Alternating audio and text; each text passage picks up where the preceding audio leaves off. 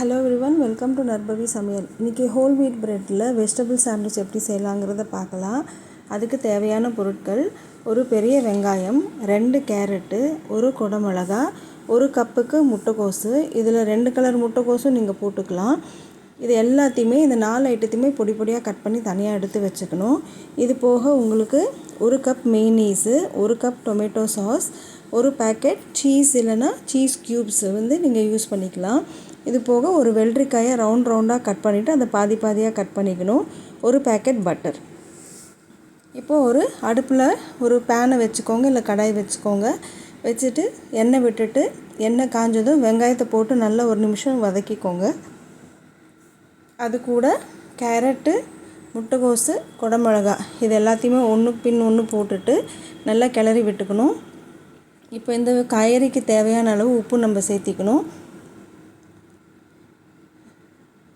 இது கூட மிளகாத்தூளும் சேர்த்திக்கலாம், இல்லைன்னா உங்களுக்கு தேவைன்னா சில்லி ஃப்ளேக்ஸும் போட்டுக்கலாம்.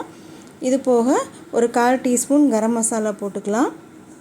போட்டுட்டு எல்லாம் நம்ம கிளறி விட்டுட்டு அது சிம்மில் வைக்கும்போது அது வெந்துட்டுருக்கும். அது வேகிற டைமுக்கு நம்ம ப்ரெட்டை ரெடி பண்ணி வச்சுக்கலாம். இப்போ 2 ஸ்லைஸ் ப்ரெட் எடுத்துகிட்டு ரெண்டுமே ஒவ்வொரு சைடு மட்டும் பட்டர் போட்டு நல்லா நம்ம ஸ்ப்ரெட் பண்ணி விட்டுக்கணும். இப்போ நம்ம 2 செட்டுக்கு இதை ரெடி பண்ணிக்கலாம். பட்டர் நல்லா தடவுனதுக்கப்புறமா அதே பிளேட்டில் பட்டர் கீழே பக்கமாக இருக்கிற மாதிரி ரெண்டுத்தையும் நம்ம ஓப்பன் பண்ணி நம்ம பிரித்து வச்சுக்கலாம். இப்போ அதில் ஒரு சைடில் டொமேட்டோ சாஸ் ஃபுல்லாக நம்ம போட்டு நம்ம ஸ்ப்ரெட் பண்ணிக்கணும். 2 செட் ஆஃப் ப்ரெட்டுக்குமே அந்த மாதிரி பண்ணிக்கோங்க. டொமேட்டோ சாஸ் போட்டதுக்கப்புறமா அந்த சைடு ஸ்லைஸில் மெயோனீஸை நம்ம தடவிக்கலாம். நம்ம இந்த மாதிரி நம்ம செய்யலாம். அப்படி இல்லை அப்படின்னா காய்கறி எல்லாம் வெந்ததுக்கப்புறமா அது லைட்டாக கூல் ஆனதுக்கப்புறமா அந்த காய்கறி கூடவே இந்த மெயோனீஸை போட்டு நல்லா நம்ம மிக்ஸ் பண்ணிவிட்டு அதை கூட நம்ம இதில் எடுத்து வச்சுட்டு நம்ம சாண்ட்விச் பண்ணலாம். நம்ம இப்போ இதில் நம்ம டொமேட்டோ சாஸும் மெயோனீஸும் நம்ம ஸ்ப்ரெட் பண்ணியாச்சு. இந்த டைமில் காய்கறி எல்லாம் நல்லா குக் ஆகிருக்கும். இப்போ நம்ம அதிலேருந்து ஒரு 2 டேபிள் ஸ்பூன் அளவுக்கோ இல்லை 1.5 டேபிள் ஸ்பூன் அளவுக்கு காய்கறி எடுத்து இதில் நம்ம போட்டுக்கலாம். போட்டுட்டு நல்ல ஒரு தடவை அமுக்கி விட்டுக்கோங்க. அப்போ தான் அதுக்குள்ள ப்ரெட்டில் அது நிற்கும். அது இல்லைன்னா கீழே உதிரிடும் உங்களுக்கு. இதே மாதிரி இன்னொரு ப்ரெட்டுக்கும் செஞ்சுருங்க.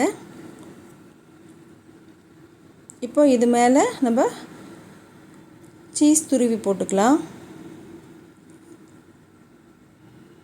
இந்த மாதிரி குட்டி குட்டியாக உங்களுக்கு அமுல் சீஸ் க்யூப்ஸ் வரும் உங்களுக்கு. ஸோ அதை யூஸ் பண்ணி ஒரு கிரேட்டர் வச்சு நல்லா நம்ம துருவிக்கணும். ஸோ 2 ப்ரெட்லையுமே உங்களுக்கு எவ்வளோ சீஸ் தேவையோ அந்த மாதிரி போட்டுக்கலாம்.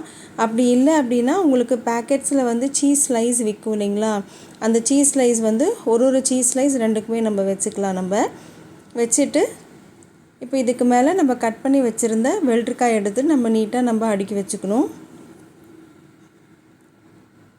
2 ப்ரெட்டுக்குமே அதே மாதிரி செஞ்சுட்டு அது மேலே உங்களுக்கு தேவையான அளவு சால்ட்டும் பெப்பரும் போட்டு தூவி விட்டுறணும்.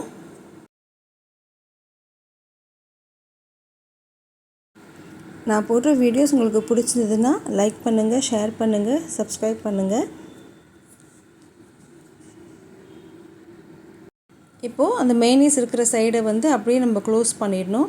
க்ளோஸ் பண்ணிவிட்டு அடுப்பில் ஒரு பெரிய அடிகனமான ஒரு தவாவோ பேனோ நம்ம வச்சுக்கணும். வச்சுட்டு அது கொஞ்சம் ஹீட் ஆனதுக்கப்புறம் அடுப்பை லோ ஃப்ளேமில் வச்சுருங்க. வச்சுட்டு இந்த நம்ம காய்கறி போட்டிருந்த ப்ரெட்டை எடுத்து அதில் ப்ளேஸ் பண்ணணும். ப்ளேஸ் பண்ணிவிட்டு ஒரு தோசைக்கல் கரண்டியை வச்சுட்டு நம்ம நல்லா ப்ரெஸ் பண்ணி விடணும். இது எதுக்கு அப்படின்னா அந்த மெயோனீஸும் சாஸ் கூட அந்த காய்கறிலாம் உதிராமல் இருக்கிறதுக்கு அது நல்லா ப்ரெட் நல்லா ஒட்டிக்கும். ஸோ ஓரளவுக்கு உங்களால் ப்ரெஸ் பண்ண முடியலன்னா அந்த தோசை கரண்டி மேலே நம்ம இடிக்கிற கல் இருக்கும் இல்லையா, அதை வச்சு நம்ம ப்ரெஸ் பண்ணாலே அது ஒட்டிக்கும் அது.